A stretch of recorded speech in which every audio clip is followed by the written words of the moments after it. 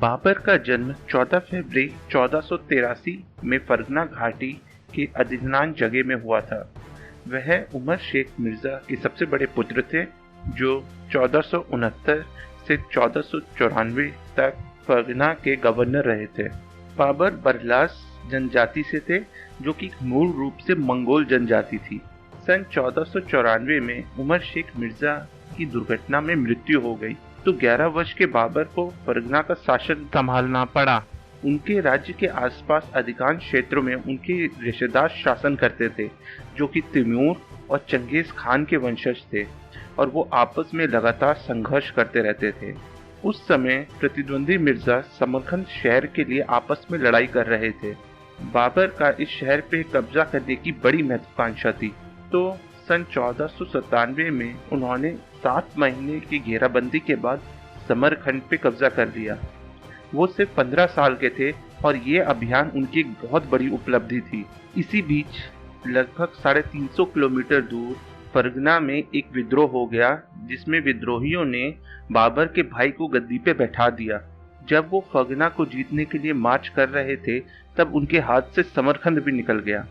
अब बाबर के पास ना फरगना था, ना समरकंद था। 3 साल तक बाबर ने एक मजबूत सेना बनाने में अपना ध्यान केंद्रित किया। सन 1500 में उन्होंने फिर समरकंद की घेराबंदी की और शीघ्र ही शहर पे कब्जा कर लिया। लेकिन जल्द ही उज़्बेक के खान मोहम्मद शाहबनी ने समरकंद को घेर लिया।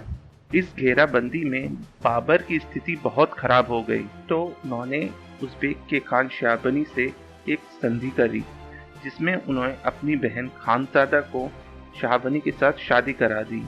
इसके बाद ही बाबर और उनकी सैनिकों को शहर से सुरक्षित बाहर जाने की अनुमति मिली। फिर उन्होंने फरगना को दोबारा प्राप्त करने की कोशिश की, लेकिन वो लड़ाई में हार गए। उन्हें अपने कुछ अनुयायी के साथ वो मध्य एशिया में भटकने लगे। आखिरकार वे ताशकंद गए, जहां उनके मामा का शासन था, लेकिन वहां उनका ज्यादा स्वागत नहीं हुआ। इस प्रकार 10 वर्ष तक संघर्ष करने के बाद बाबर की हालत बहुत खराब हो गई और वो अब वे बिना किसी आश्रय के निर्वासन में थे। कुछ साल बाद 1504 में काबुल में बाबर के चाचा उलग खान का देहांत हो गया। उनके उत्तराधिकारी के रूप में केवल 1 वर्ष का शिशु था। तो 1504 में बाबर ने हिंदकुश की बर्फीली पहाड़ियां पार की और काबुल पे कब्जा कर लिया। उनके नए राज्य काबुल का राजस्व बहुत कम था, इसलिए ज्यादा राजस्व पाने की लालच में उन्होंने 1505 में भारत पे पहला आक्रमण किया। उसी वर्ष बाबर ने हेरत के सुल्तान हुसैन मिर्जा के साथ उज़्बेक के खान शाहबनी के खिलाफ जंग छेड़ दी, लेकिन शाहबनी ने उन दोनों को आराम से हरा दिया और बाबर को वापस काबुल आना पड़ा।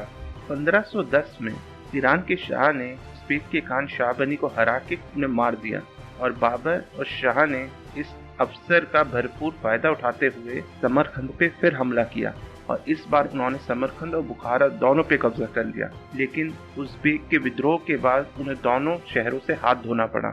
लेकिन इस लड़ाई में बाबर को कम से कम अपनी बहन वापस मिल गई, जिन्हें उन्हें उज़्बेक के खान शाहबनी को देना पड़ा था। अब 3 साल के संघर्ष के बाद 1514 में बाबर काबुल फिर लौट आए और अगले 11 साल तक बाबर ने कहीं हमला नहीं किया और अपनी सेना को आधुनिक और ज्यादा प्रशिक्षित बनाया। समरकंद को तीसरी बार खोने के बाद बाबर ने अपना पूरा ध्यान भारत पे लगाया और भारत की दिल्ली सल्तनत के खिलाफ अभियान शुरू किया।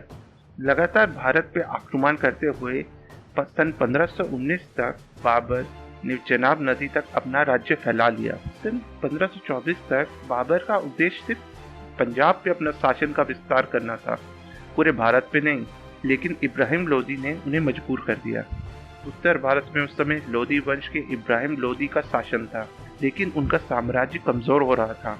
उसी समय बाबर को पंजाब के राज्यपाल और इब्राहिम लोदी के चाचा दौलत खान लोदी का भारत पे आक्रमण करने का निमंत्रण मिला।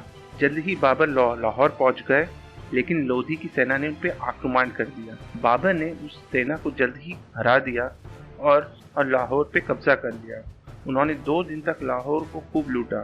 फिर राज्यपाल के रूप में लोधी के एक और विद्रोही चाचा आलम खान को सौंप दिया लेकिन इब्राहिम लोदी के सैनिकों ने आलम खान को जल्द ही उखाड़ फेंका और आलम खान काबुल भाग गए। अब बाबर को ये महसूस हुआ कि लोधी उसे पंजाब पे कब्जा नहीं करने देगा।